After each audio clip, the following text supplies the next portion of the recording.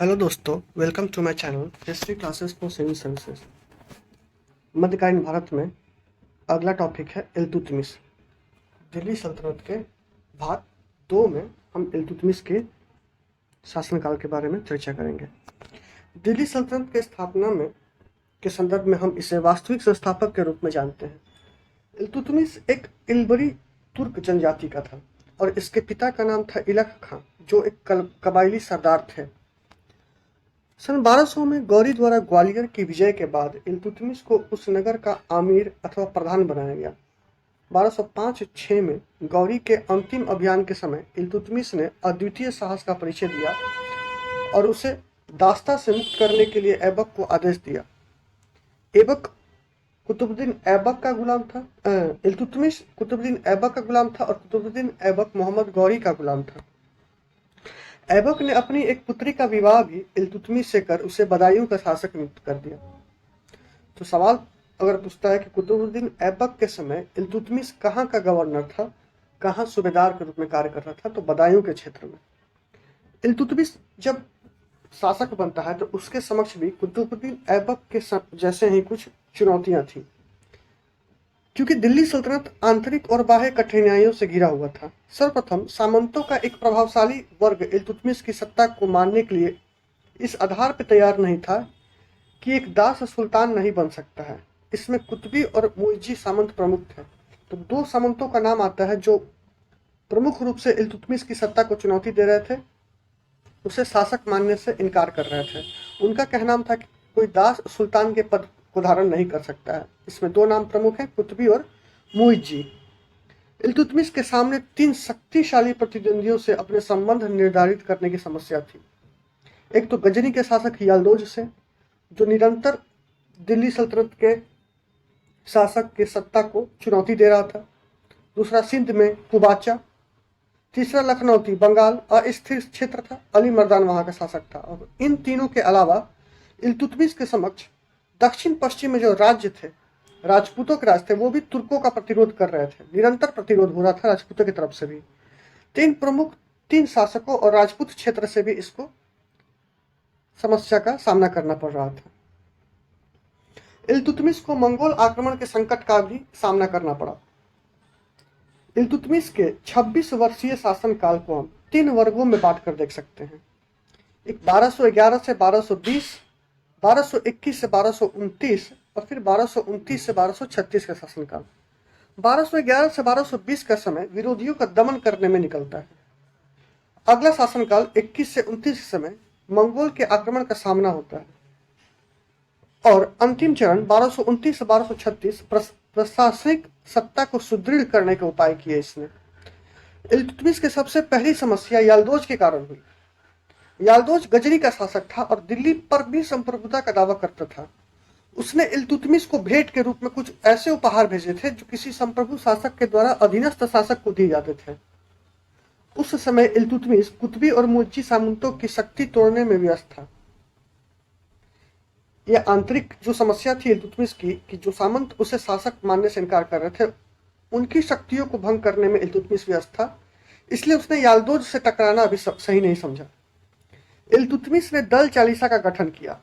दल चालीसा तुर्काने चहलगामी के नाम से भी जाना जाता था, जिसमें 40 प्रमुख सरदार होते थे जो इल्तुतमिश के भरोसेमंद होते थे। इसने उच्च पदों पर आसीन किया उन सामंतों को, उन सरदारों को, और कुतुबी और मुइज्जी जैसे तुर्क सरदारों को पदों से वंचित कर दिया जो इसके खिलाफ थे। इस तरह इल्तुतमिश ने राज सत्ता पर पूर्णतः नियंत्रित स्थापित किया और आंतरिक स्थिति को मजबूत बनाया, अपने विश्वास पात्र लोगों को उस दल चालीसा में शामिल करके, और जो इसके खिलाफ थे उन्हें उस दल चालीसा से बाहर रखा। 1215-16 में इल्तुतमिश और याल्दोज के मध्य प्रत्यक्ष संघर्ष होता है, क्योंकि याल्दोज पंजाब पर अधिकार करना चाहता था। याल्दोज स्वयं ख्वारिज्म के शासक के हाथों पराजित हुआ था, तो उधर याल्दोज के पास कुछ बचता नहीं है जीतने को, तो वो भारत की ओर कुछ करता है। गजनी से निष्कासित होने पर पंजाब पर अपनी सत्ता का केंद्र बनाना चाहता था याल्दोज। तो 1215 या 16 का जो समय काल है, वहां इल्तुतमिश और याल्दोज के बीच में प्रत्यक्ष युद्ध होता है, जिसमें याल्दोज हार जाता है। इस युद्ध का नाम है तराइन का तृतीय युद्ध। हमने मोहम्मद गौरी के समय पढ़ा था 1191 1192, तराइन का प्रथम युद्ध और तराइन का द्वितीय युद्ध। अभी हम 1215-16 के काल में पढ़ रहे हैं इल्तुतमिश और याल्दोज के बीच, जो तराइन के तृतीय युद्ध के नाम से जाना जाता है। 1217 में यह सिंध के साथ कुबाचा को भी हराता है और 1221 का समय होता है जब मंगोल आक्रमण होता है। चंगेज खान सेना लेकर सिंध की ओर बढ़ रहा था। चंगेज ने ख्वारिज्म के शासक को पराजित कर उस पर अधिकार कर लिया था। वहां का राजकुमार जलालुद्दीन मंगबरनी मंगोलों से बचने के लिए सिंध में प्रवेश कर गया, जहां स्थानीय खोखरों से मिलकर उसने अपनी स्थिति सुदृढ़ करना चाहा। जो राजकुमार था ख्वारिज्म के शासक को चंगेज ने पराजित कर दिया। तो जो वहां का राजकुमार मंगबरनी था वो मंगोलों से बचने के लिए भागता है कहाँ? सिंध की ओर, जहां खोखर जनजाति के लोगों से मिलकर वो अपनी शक्ति को वापस मजबूत करता है। इसके नतीजे में मंगबरनी और कुबाचा के बीच संघर्ष आरंभ हो जाता है, क्योंकि सिंध में कुबाचा का शासन था। वहां की लोकल जनजाति थी खोखर जनजाति। खोखर जनजाति से मिलकर मंगबरनी अपनी शक्ति को मजबूत करता है। तो मंगबरनी को दो लोगों से संघर्ष करना पड़ा, या तो कुबाचा से या मंगोलों से। मंगोलों से डर के भागा ही था, कुबाचा के राज्य में पहुंच गया, और कुबाचा के राज्य में जो उसके प्रतिद्वंदी थे खोखर, ये खोखर से जा मिलता है। तो कुबाचा और मंगबरनी के बीच में संघर्ष होता है सिंध में। इल्तुतमिश ने कूटनीति से काम लेते हुए मंगबरनी की कोई सहायता नहीं की। उसके आचरण से चंगेज खान संतुष्ट रहता है और उसने भी दिल्ली पर आक्रमण नहीं किया। तो इस प्रकार इल्तुतमिश ने अपने कूटनीति का सहारा लेते हुए दिल्ली को मंगोलों के आक्रमण से, यानी चंगेज खान के आक्रमण से दिल्ली की रक्षा करने में सफल रहता है। हालांकि मंगबरनी ने सिंधु के किनारे के क्षेत्र में कुबाचा की शक्ति को बहुत कमजोर कर दिया था। तो मंगबरनी जब कुबाचा के क्षेत्र में आया था तो उसने संघर्ष जब किया कुबाचा से, तो कुबाचा कुछ हद तक कमजोर हो गया था। इसी का लाभ इल्तुतमिश उठाता है। 1224 और 1228 में अंतिम अभियान करता है कुबाचा के ऊपर और उसे पराजित करके अपने राज्य का विस्तार मकरान तट यानी ओमान तक ये करने में सफल हो जाता है इल्तुतमिश। इस प्रकार इल्तुतमिश याल्दोज को भी निपटा देता है, कुबाचा को भी निपटा दिया, चंगेज खान से भी बच गया और मंगबरनी को भी सहायता नहीं की। इस अवधि में इल्तुतमिश ने बंगाल और राजपूतों की समस्या का सामना भी किया। बंगाल का शासक था हेशामुद्दीन इवज। उसने स्वतंत्र सत्ता ग्रहण कर ली। जैसे ही ऐबक की मृत्यु होती है उसके बाद आराम शाह आता है, उसके बाद इल्तुतमिश आता है। तो आराम शाह के काल में जब आराम शाह कमजोर शासक होता है तो बंगाल यानी लखनौती का क्षेत्र अपने आप को स्वतंत्र घोषित करता है, वहां का शासक बन जाता है इवज। इल्तुतमिश इस बात से में कार्रवाई करता है। वह इवज की मृत्यु के बाद मलिक जानी सूबेदार को सूबेदार बनाता है तथा कालांतर में इल्तुतमिश ने अपने पुत्र नासिरुद्दीन महमूद को इस क्षेत्र का नवाब बना दिया। इल्तुतमिश ने राजपूत समस्या का भी समाधान किया। पहला सफल अभियान वो 1221 में कालिंजर पे करता है। तो इल्तुतमिश के राजपूतों के खिलाफ पहला अभियान 1221 में कालिंजर पे होता है और इल्तुतमिश का अंतिम अभियान भी 1233-34 में पुनः कालिंजर पे ही होता है। तो पहला अभियान कालिंजर पे 1221 में, दूसरा रणथंभौर 1226 में, 1227 में पुनः मंदौर का दुर्ग को ये जीतता है।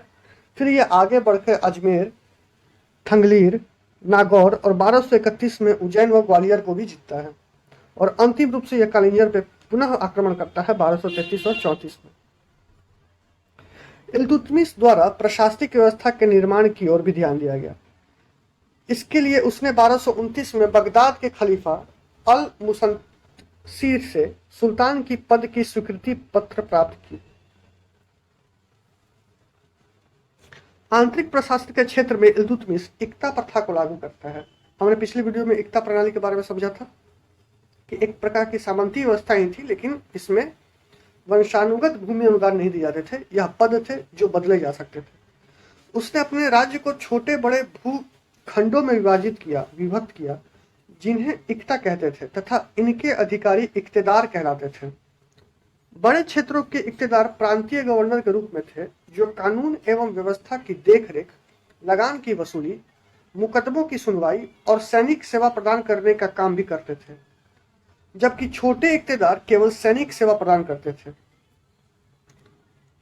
दोनों श्रेणी के इक्तेदारों को अपने इक्ते से वसूले गए लगान का अधिकार प्राप्त था। सामंती प्रथा के विपरीत इल्तुतमिश ने इन इक्तेदारों को समय समय पर स्थानांतरित कर उन्हें केंद्रीय प्रशासन के नियंत्रण में रखने का सफल प्रयास किया। वहां सामंत जो थे उनकी तबादली नहीं होती थी, भूखंड पे उन्हें वंशानुगत अधिकार प्राप्त था। इक्तेदारी व्यवस्था में जो इक्तेदार, छोटे या बड़े जो भी इक्तेदार थे, उनके समय समय पे उनको स्थानांतरित किया जाता था, उनके स्थानों को बदला जाता था, उनकी एकता को बदला जा रहा था, उनकी पोस्टिंग हो रही थी। इससे वो निरंतर,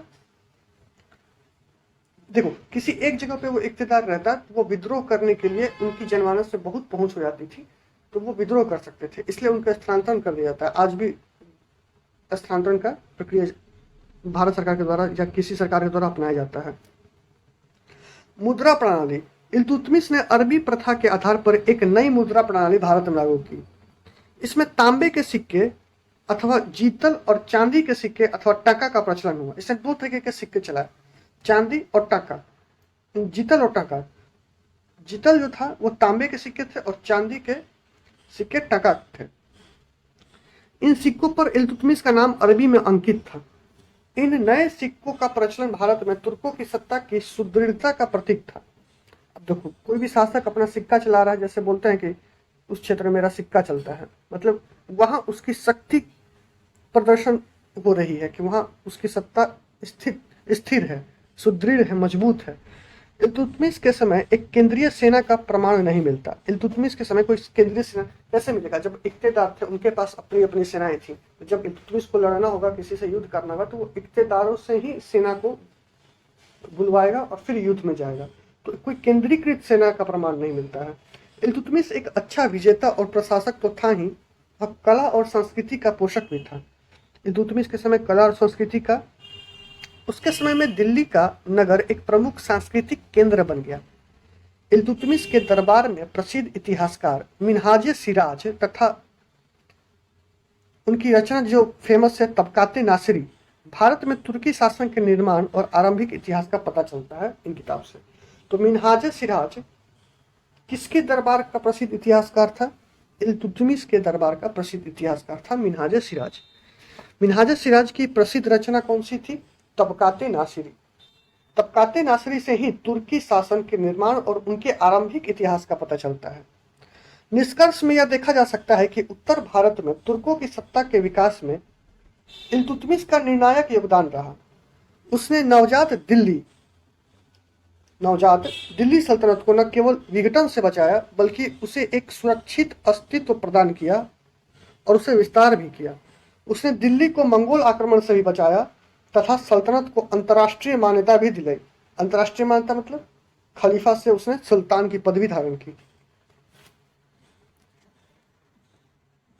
सामंतों और शासकों के बीच संघर्ष।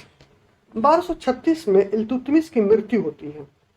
इल्तुतमिश की मृत्यु से लेकर 1265 बलबन के राज्यारोहण तक दिल्ली सल्तनत का इतिहास राजनीतिक अस्थिरता से प्रभावित रहा, क्योंकि इस बीच में रजिया सुल्तान आएंगी और 2-3 छिटपुट शासक आएंगे, तो वो बहुत ज्यादा स्थायित्व नहीं दे पाते हैं दिल्ली सल्तनत को, जब तक कि दिल्ली सल्तनत की गद्दी पे बलबन आसीन नहीं होता है। क्योंकि इस काल में इल्तुतमिश के वंशजों और उसके द्वारा संगठित चालीसा दल, जो दल चालीसा के सरदार थे, उनके बीच राजनीतिक प्रभुत्व के लिए संघर्ष चलता रहा। इल्तुतमिश की मृत्यु पर उत्तराधिकार की समस्या फिर एक बार उत्पन्न हुई। इल्तुतमिश ने अपने बड़े बेटे राजकुमार नासिरुद्दीन महमूद को चुना था, लेकिन उसकी मृत्यु हो गई। अंततः इल्तुतमिश ने अपनी बेटी रजिया को अपना उत्तराधिकारी नियुक्त कर दिया। देखो, जो अपना उसका राजकुमार नासिरुद्दीन महमूद था, जिसे उसने लखनौती यानी बंगाल का गवर्नर नियुक्त किया था, उसने अपनी मृत्यु से पहले नासिरुद्दीन महमूद को ही चुना था उत्तराधिकार के रूप में। लेकिन जब महमूद की ही मृत्यु हो जाती है, तो उसने मृत्यु से जस्ट पहले इल्तुतमिश ने अपनी बेटी राजिया सुल्तान को उत्तराधिकारी के रूप में नियुक्त कर दिया। कट्टरपंथी उलेमा इस निर्णय को शरीयत के आदेशों के विपरीत मानते थे। शरीयत में न दास को अलाउ किया है गद्दी संभालने के लिए और न ही किसी महिला को। राज परिवार में भी रजिया के विरुद्ध षड्यंत्र हो रहे थे। उसकी सौतेली मां शाह तुर्कान उसकी विरोधी थी।